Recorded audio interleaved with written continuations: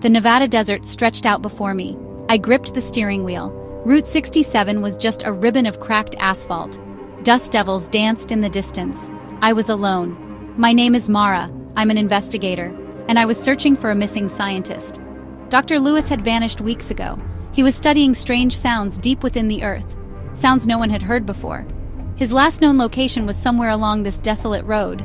I had a feeling I was getting close. The engine hummed beneath me.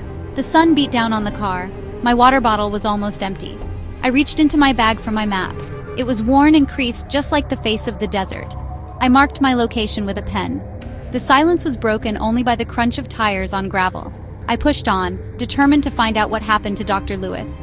The desert held secrets. I was here to uncover them. The radio crackled beside me. Static. It was always static out here. I reached out to turn it off. Then I froze. A voice, faint but unmistakable. I turned up the volume. The voice came again. It was Dr. Lewis. I could barely believe it. His voice was filled with urgency.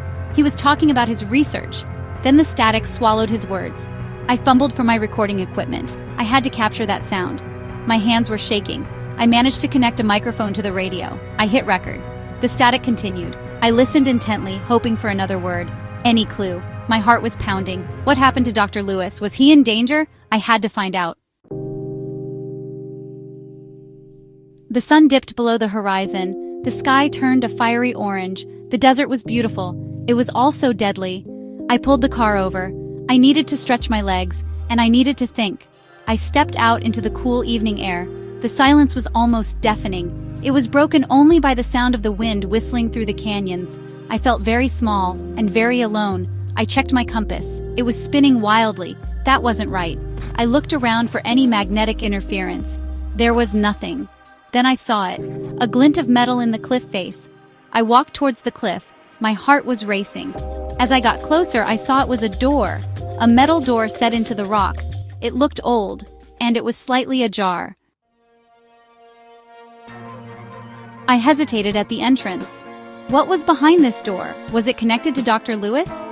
My hand hovered over the handle. I took a deep breath. I'd come too far to turn back now.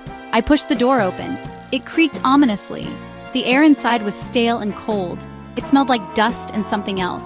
Something metallic. I pulled out my flashlight. The beam cut through the darkness.